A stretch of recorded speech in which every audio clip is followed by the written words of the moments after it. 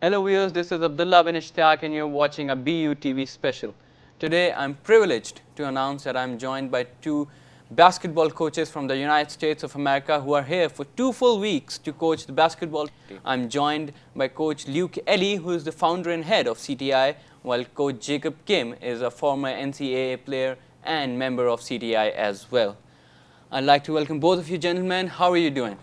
I'm doing great. We're excited to be here and in this awesome studio on this beautiful campus of Bahria University. And yeah.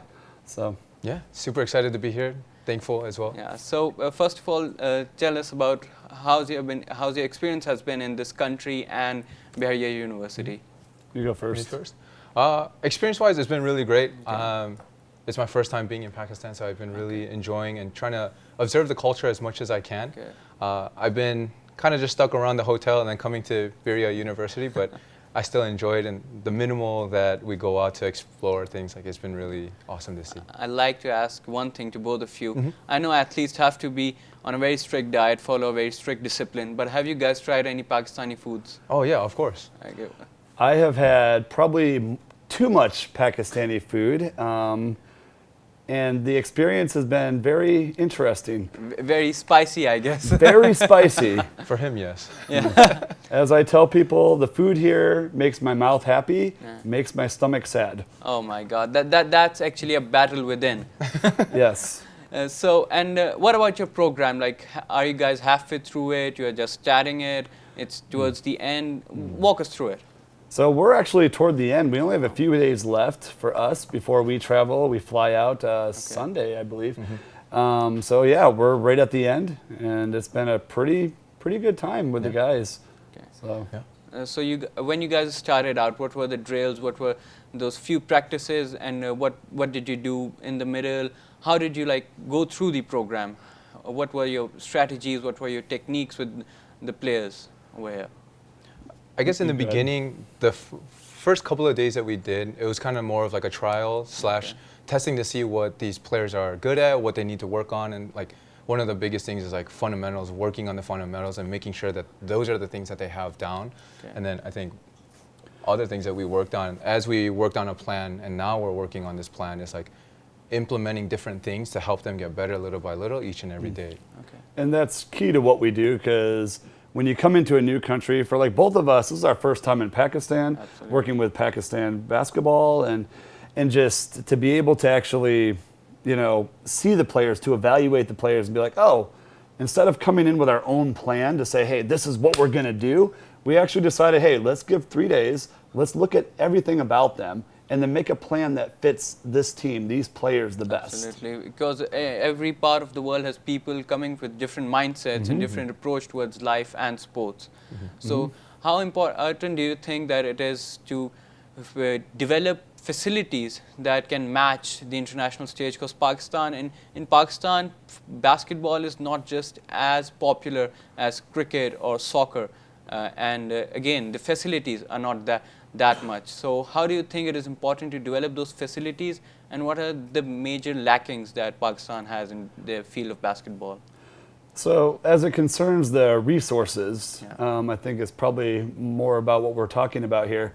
As far as facilities like gymnasiums and things like that, we've been blessed to have this facility right here on the university campus. I think BU is blessed to have that. Not everybody has those facilities, because I've traveled all around the world, and sometimes you have to play out on the dirt with the national team. In some countries, so this has been good.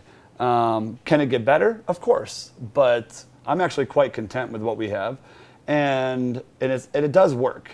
In the future, do we need to promote more resources, better facilities, better equipment, things like that? Of course. We hope to come up with a plan that will facilitate that. But as of right now, I would say I'm quite content for the first time being here. I'm happy. So you would say that the facility of Jahangir Khan Gymnasium has impressed both of you? Oh yeah. Is it the greatest gym in the world? I've played professionally, so I've seen amazing gyms, but we're not comparing it to that. We're comparing it to the need that what we have. And right now, this gym has been perfect. So I'm very happy with the gym.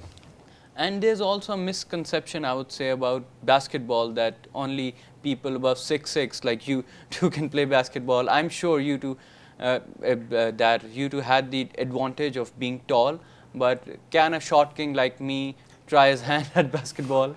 Yeah, of course. I mean, I'm not necessarily quote unquote the ideal height either. Like, I'm not trying to compare to like NBA or anything, but that's all we really know, right? Professionally, like everyone's 6'3", 6'4", and higher. Yeah. But then, I mean, even a lot of the players that we have, like not all of them are going to be even reaching potentially like 5'8", 5'9", and things like that. But it's all about your work ethic and your skills that you have and the capability that you have. And I think that's what's more important rather than like just thinking about height. Just because you have height doesn't necessarily mean you're going to be amazing. Oh, okay, so. And I would say, first of all, neither of us are 6'6". So. Yeah, but you have the height that most girls ask for. So. You know, that's true. That is totally true. Yeah. However, I'm only happy that one girl decided to marry me, and that was my beautiful wife. So if you're watching, honey, Shaher, I forgot to say hi to you yesterday, so I'm watching. So, yeah, you better make up for that. Yes, so, and to you, I love you. I hope you're at work right now enjoying your day, and thank you for introducing me to this beautiful country of Pakistan. So. Yeah, okay, so that's the end of the answer. Okay. Yeah, there we go. And so, since both of you, I believe, had extremely successful careers in basketball and have traveled across the world, so what do you think, how important it is for how important it is to globalize basketball as a sport? Because cricket, a very popular sport in Pakistan, had its last World Cup in the United States. The biggest. And we won. Yeah. Sorry. Yeah, you guys actually defeated Pakistan. We beat Pakistan, USA. Yeah. Well, it was a super over game, so it was a close encounter. I'll take it. But again, the biggest game in cricket, Pakistan versus India, was also held in States. So how important it is, and what actions are being taken by the authorities of basketball to globalize this sport, to take it to parts that it is not very popular in? I mean, I think the easy answer for globalization, I mean, the NBA brand has gone all over the world. So anywhere you go, people know who Michael Jordan is, who LeBron James is, Kobe Bryant, and things like that. So the name recognition of basketball is worldwide. It's globalized. Absolutely. Now, the question of development is a very different situation.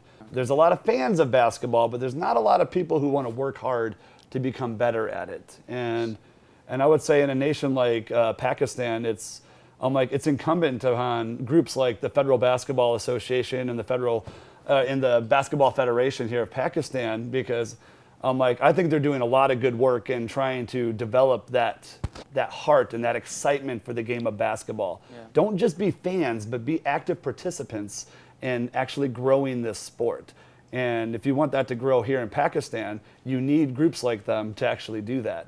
So I'm actually very happy that they're here helping to globalize sports or globalize basketball here in this country, and us being here is a part of their effort. And for that, I thank them for all their work. Okay. So Jacob, my next question would be to you that if a kid watching basketball, watching Michael Jordan, watching Knicks rule all, wants to play basketball, like where should he start from? What are the disciplines that you need to follow? What is the lifestyle that you gotta adapt? Oh man, that's a pretty loaded question. But honestly, I think in the beginning, I wouldn't want.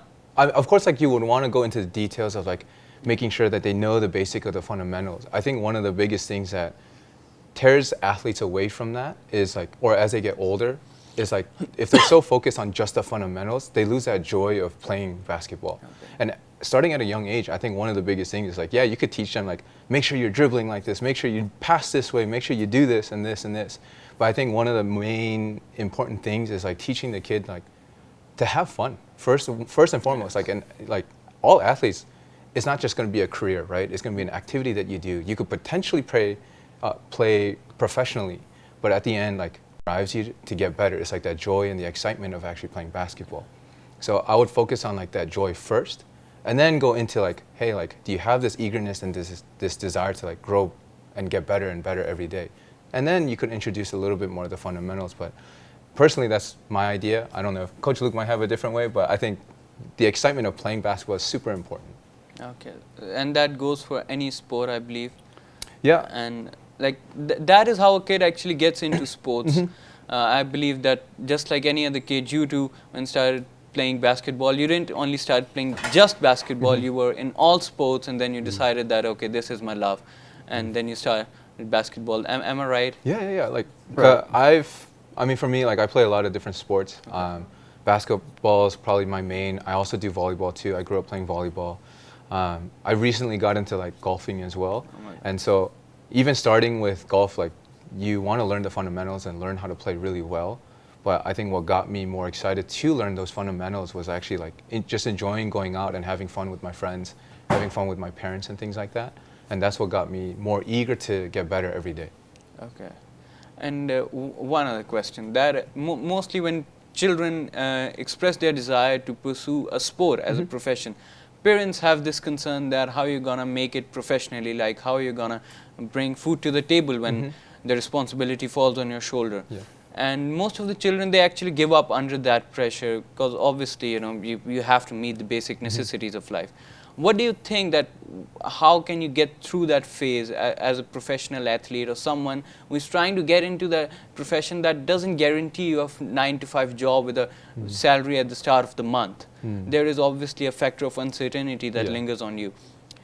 What is that thing that gets you through it? Oh man, I guess for me, I didn't necessarily play professionally. I think that'd be more of a question for Luke, that actually played professionally more than I have. Oh, can you restate that question? That was a very large question. And I'm a boring person, so people. Oh no, it's not that. I was like, Actually, the question was that when those financial pressures on an aspiring athlete, how can they crush a person's mindset, and how can he get himself past through that phase when things aren't actually happening for him, and there's a pressure of him to meet the basic necessities, to carry the load of his loved ones on his shoulder. At the same time, he wants to fulfill his dreams as well. So I'm going to try to give a short answer to a long question. So we started as an organization to help players transition from player to coach. Okay. Because many of them, they did not know how to provide for their families, or they didn't know how to do anything beyond basketball, or playing basketball for that matter. And we tried to encourage them to go back to school, to educate them. We supported them. We gave them training. That's why we're called the coaches team, because, coaching and team, we put it together.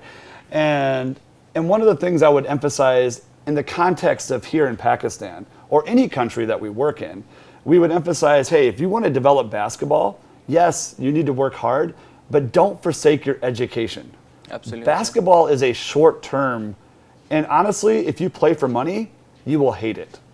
And I tell people, the moment I started playing for money, the moment I started getting paid to play basketball, it was very difficult for me to actually enjoy the game. Okay. So money is not what it cracks up to be sometimes for an athlete. Okay. And you need to have another skill, another backup plan. Because imagine even the best players in the world in the NBA, they're done, 35 years old. Absolutely. Then what? What are you going to do for your family?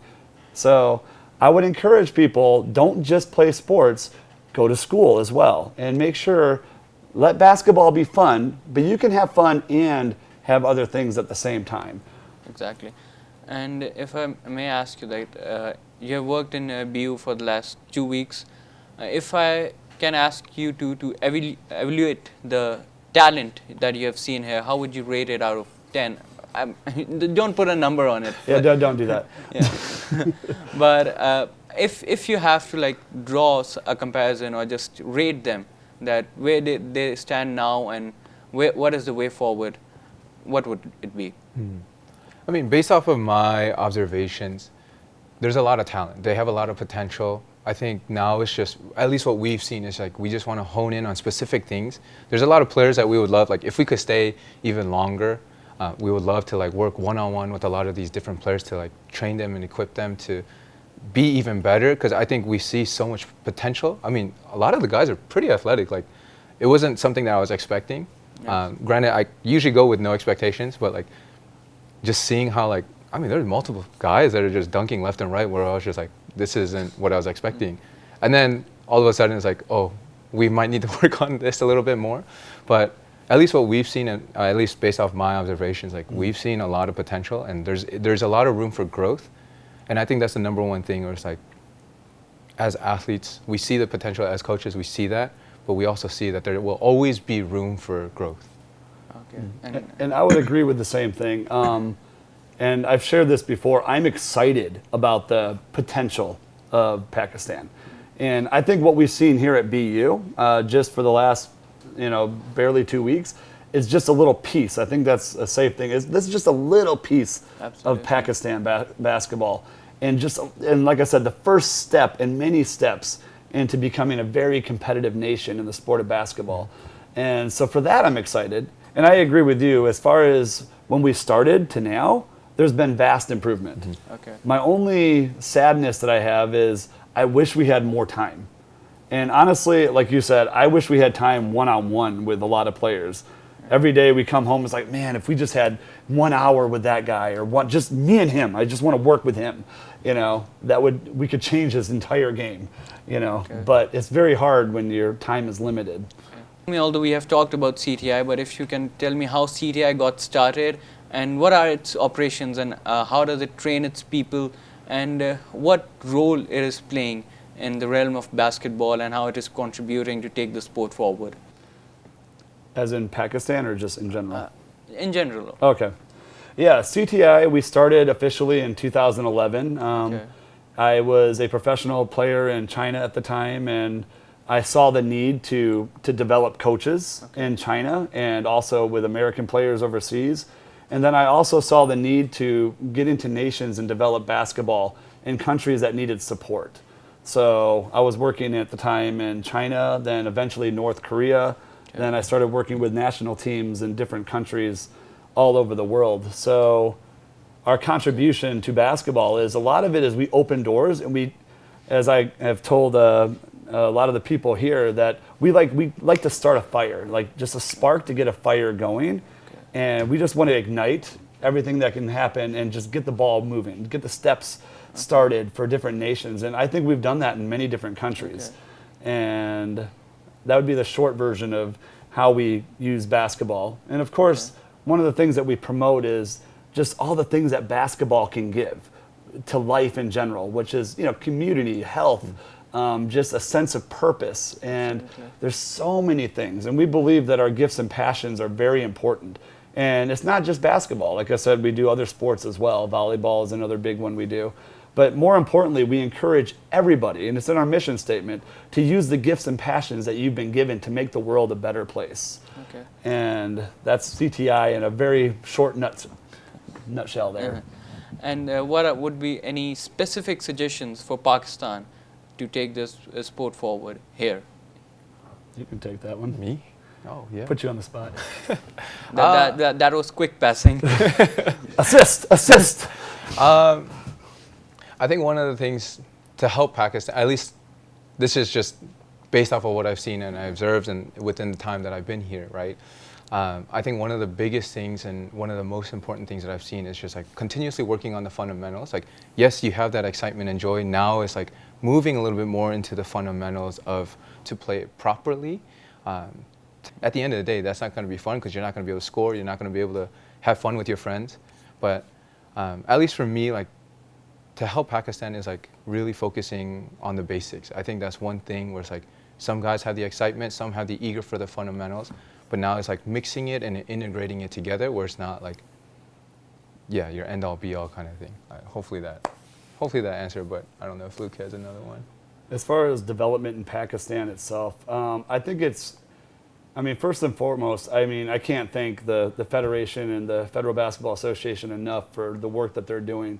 And honestly, I'm like, you need organizations like them to organize and to put things together and to keep, like I said, keep the excitement. I think what you need first and foremost is excitement. And I've talked to the leadership here. It's like, if you don't have excitement, then nothing else follows. It dies very quickly. Absolutely. So I'd say just keep encouraging the organizations, the governing bodies that are helping the university, just keep promoting the sport and letting students know, hey, this is a good alternative. This is a good outlet. This is a good way to grow and to be healthy. And so, like I said, as long as these governing bodies continue to do their work, we come in and support and add excitement and hype to what we're doing, I think that you will see a lot of progress in Pakistan basketball moving forward. I'm sure until we have people like you, basketball all around the world is in very safe hands. So I'd really like to extend my gratitude on the behalf of the entire Bahria University for sparing time, not just for this interview, but for the brilliant camp you guys have organized. And that would be it. I wanted more time with you guys, but I'm sure you guys are on a tight schedule. But it was a sheer privilege and prestige to talk to you guys. I'm sure you two also had fun. Well, thank you, Abdullah. You were like a very gracious host. And you look really good in that suit, and I'm jealous. Thank you for having us. I can give you the number of my tailor. Oh, yeah, I'll take it. I don't think they have enough material for me. That's the problem. We'll get extra clothes. Don't worry. Thanks, Luke. Thanks, Jacob, for sparing time, not for this interview, but also for the brilliant 2-week camp you guys have conducted. And I would also like to thank my viewers who have been with us throughout the duration of this show. And I hope you guys have learned a lot about basketball. This is about it. Abdullah bin Ishtiyaq signing out from BUTV. Stay tuned for more interesting shows like this. See you later.